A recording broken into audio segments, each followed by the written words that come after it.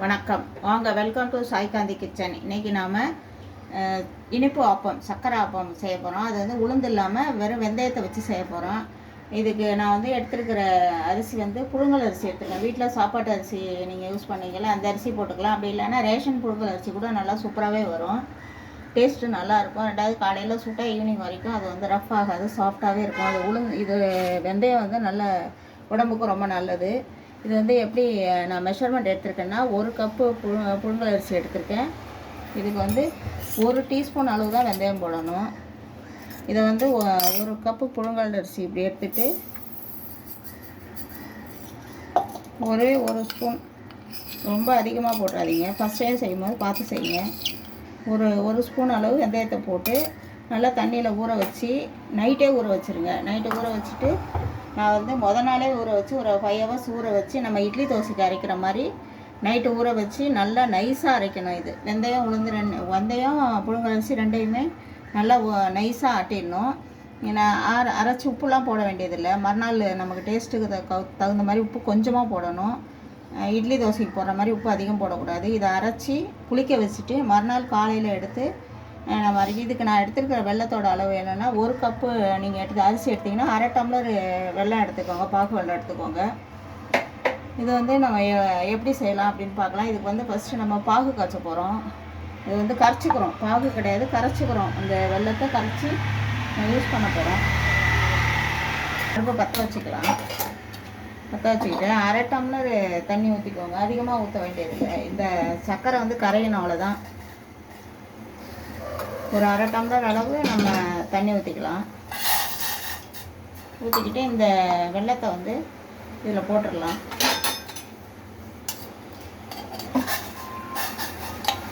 இது சும்மா கரைஞ்சால் போதும், கட்டி இல்லாமல் கரைஞ்சால் போதும். பாக்கில் மாவில் கரைக்கும் போது திட்டாக இருக்கும், பிடிக்கும். அதனால் நம்ம கரைச்சி வடிகட்டி அந்த மாவில் நம்ம கொஞ்சம் கொஞ்சமாக கலந்துக்கலாம். ரொம்ப ஈஸியான வேலை தான் இது. டேஸ்ட்டு நல்லாயிருக்கும். இது உளுந்து தேவைப்படாது. வெறும் 1 ஸ்பூன் வெந்தயத்தில் நம்ம ஈஸியான ஒரு ஆப்பம் செஞ்சிடலாம். பச்சரிசி உளுந்து எதுவுமே தேவையில்லை, புழுங்கல் அரிசியிலே வரும். இது கொஞ்சம் கரையணும், கரையிற வரைக்கும் வெயிட் பண்ணலாம். இந்த மாவு வந்து கட்டியாக அரைக்கணும், தண்ணி நிறைய ஊற்றாமல் திக்னஸாக. இது வந்து மாவு வந்து இந்த மாதிரி கட்டியாக அரைக்கணும். தண்ணி வந்து அதிகம் தண்ணி ஊற்றிடக்கூடாது. இட்லி மாவு பதத்தில் ரொம்ப கட்டியாக அரைக்கணும், நைஸாக அரைக்கணும். குறகுன்னு அரைச்சிடக்கூடாது. நைஸாக அரைச்சா தான் ஆப்பம் நல்லா வரும். குறகுன்னு அரைச்சா வராது. இந்த மாதிரி இருக்கணும், ரொம்ப நைஸாக இருக்கணும் மாவு. இப்போ வந்து நம்ம அடுப்பு ஆஃப் பண்ணிட்டோம். சர்க்கரை கரைஞ்சிடுச்சு, கொதிக்க ரொம்ப பாக வேண்டியதில்லை. ஆற வைக்கணும். இதை வந்து ஃபில்ட்ரு பண்ணணும். இந்த மாதிரி மெட்டல் இதில் வந்து நீங்கள் ஃபில்ட்ரு பண்ணி ஆற வச்சுருங்க. சூடோடு ஊற்றிட்டா தரைஞ்சி போய்டும், மாவு தரைஞ்ச மாதிரி ஆகிடும். அதனால் ஆறணும் நல்லா.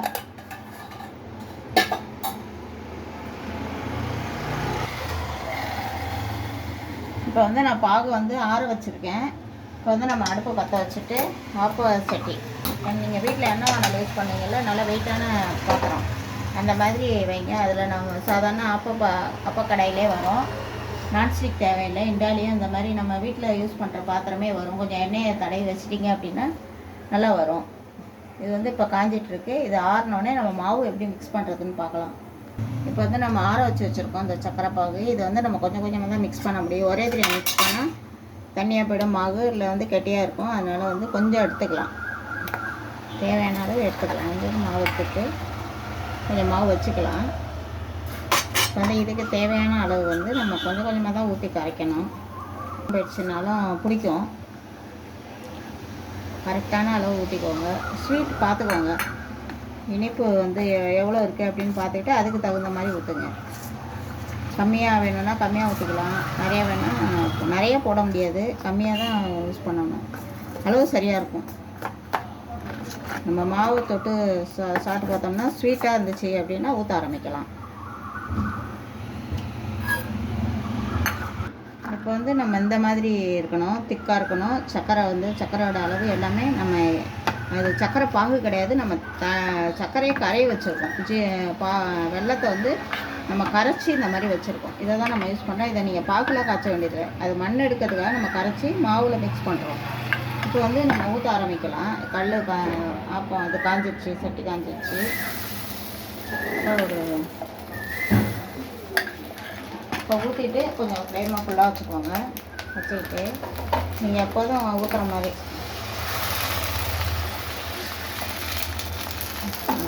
ஊற்றிட்டு ஒரு மூடி போட்டு மூடிடுங்க. மூடி போட்டு சிம்மில் வச்சுருங்க. எப்போதும் வீட்டில் நம்ம ஆப்பம் சுடுவீங்களா அதே மாதிரி சிம்மில் வச்சுருங்க. அதுக்கப்புறம் ஒரு சவுண்டு வரும், உள்ளே தண்ணி ஊற்றுற மாதிரி ஒரு சத்தம் வரும். அந்த சத்தம் வந்த உடனே நம்ம மூடியை திறந்து ஆப்பம் எடுக்கலாம். இது ரொம்ப சிம்பிள் தான், ஈஸி தான், நல்லாயிருக்கும், டேஸ்ட்டு சூப்பராக இருக்கும். இது கிராமங்களில் தான் இந்த சக்கரை ஆப்பம் வந்து ரொம்ப விசேஷம், எல்லா வீடுங்களையும் செய்வாங்க. உளுந்து இல்லாத டைமில் வெந்தயத்தை போட்டு, வெந்தயம் வந்து ரொம்ப உடம்புக்கு நல்லது, நார்ச்சத்து அதில் அதிகம் இருக்குது. நல்லா பசங்களுக்கு செஞ்சு கொடுக்கலாம். இப்போ நீங்கள் காலையில் சுட்டிங்க அப்படின்னா பசங்களுக்கு ஸ்நாக்ஸாக கூட கொடுக்கலாம். இந்த ஆப்பம் வந்து ஸ்நாக்ஸாகவும் கொடுக்கலாம். பசங்களுக்கு வந்து கொடுத்தீங்க அப்படின்னா சைட் டிஷ்லாம் தேவை கிடையாது. ஸ்நாக்ஸ் மாதிரி சாப்பிடுவாங்க. ரெண்டாவது சாஃப்டாகவும் நல்லாவும் இருக்கும், உடம்புக்கு ரொம்ப நல்லது.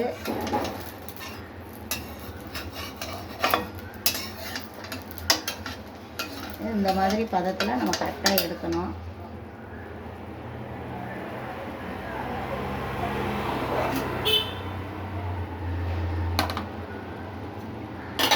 நீங்கள் சிம்மில் வச்சு செய்யுங்க. ஏன்னா இது வந்து வெந்தயம் கலந்துருக்கிறதுனால கொஞ்சம் அடி பிடிக்கிற மாதிரி இருக்கும். ஆனால் வந்து சிம்மில் வச்சா நல்லாயிருக்கும், அடி பிடிக்காது.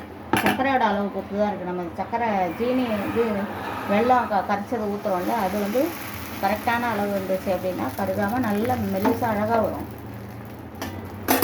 எடுக்கிறதுக்கு ஈஸியாக வரும். எண்ணெயெல்லாம் தேவைப்படாது, அதிகம் எண்ணெய் தேவையே இல்லை. அந்த கல் சூட்லேயே வெந்துடும். அப்போ குழந்தைங்களுக்கு நீங்கள் டிஃபன் கொடுக்கறதுக்கு இட்லி தோசைக்கு பதிலாக இதை ஒரு வேளை கொடுக்கலாம். இதனால் அயன் சத்து நிறைய இருக்குது. ரெண்டாவது வெந்தயம் உடம்புக்கு ரொம்ப நல்லது. இதை ஒரு நாள் ட்ரை பண்ணி பாருங்கள்.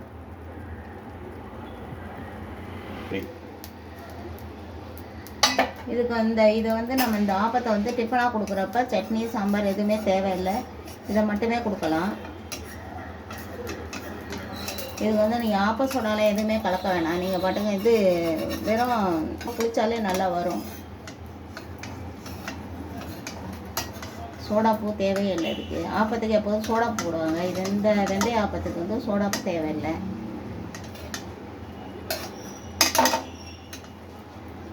கொஞ்சம் நல்லா அழகாக வரும், அடி பிடிக்காமல் வரும்.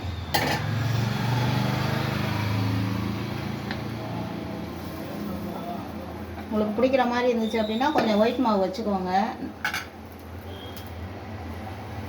அதை கலந்து மிக்ஸ் பண்ணிங்கன்னா கரெக்டாக வந்துடும்.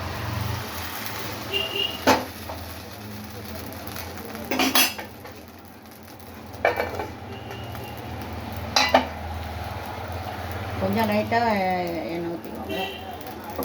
நிறைய எண்ணெய் தேவைப்படாது இதுக்கு. ஒரு 2 ஆப்பம் ஊற்றின பிறகு லைட்டாக எண்ணெய் ஒரு 4 சொட்டு எண்ணெய் ஊற்றினா போதும். சிம்மில் வச்சுக்கோங்க. சிம்மில் தான் வேகணும். இது வெந்தயம் இருக்கிறதுனால கருகிற மாதிரி ஆகிடும். அதனால் சிம்மில் வச்சே செய்யலாம். டேஸ்ட்டு நல்லாயிருக்கும், சூப்பராக இருக்கும். செஞ்சு சாப்பிட்டு பாருங்கள். அரை கப்பு வெல்லம் இருந்தால் போதும். வீட்டில் நீங்கள் அரை கப் கூட தேவையில்லை, கொஞ்சோண்டு வெல்லம் இருந்துச்சுன்னா கரைச்சி வச்சுக்கிட்டீங்க அப்படின்னா மாவோட மிக்ஸ் பண்ணி ஊற்றலாம். இதை ஒயிட் ஆப்பமாகவும் சுடலாம். இதில் கொஞ்சம் உப்பு கலந்து ஒயிட் ஆப்பமாக சுட்டு சட்னி இந்த மாதிரி சைட் டிஷ் வச்சுக்கலாம். அதுக்கு உளுந்து இல்லாத டைமில் இந்த மாதிரி யூஸ் பண்ணிக்கலாம். வெந்தயம் வந்து நம்ம சாப்பிட்ணும், உடம்புக்கு ரொம்ப நல்லது, குளிர்ச்சி, உடம்பு குளிர்ச்சி. ப்ளஸ் வந்து அதில் நார்ச்சத்து நிறைய இருக்குது.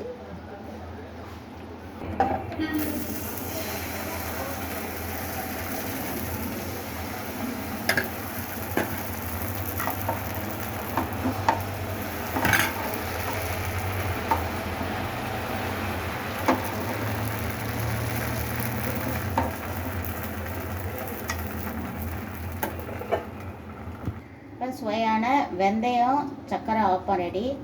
இது வந்து கார சட்னி எதுவுமே தேவையில்லை, சாம்பார் சட்னி எதுவுமே தேவையில்லை. இது ஒரு ஆப்பம் செஞ்சாலே போதும். பசங்களுக்கு நீங்கள் ஸ்நாக்ஸாவோ டிஃபனாவோ கொடுக்கலாம். ரொம்ப டேஸ்ட்டும் சூப்பராக இருக்கும். உளுந்து தேவையில்லை இந்த ஆப்பத்துக்கு. இதை சாப்பிட்டு பார்த்துட்டு டேஸ்ட் எப்படி இருக்குன்னு எனக்கு கமெண்ட் பாக்ஸில் எழுதுங்க. என்னுடைய சாய்காந்தி கிச்சன் சேனலை சப்ஸ்கிரைப் பண்ணுங்கள், லைக் பண்ணுங்கள், ஷேர் பண்ணுங்கள்.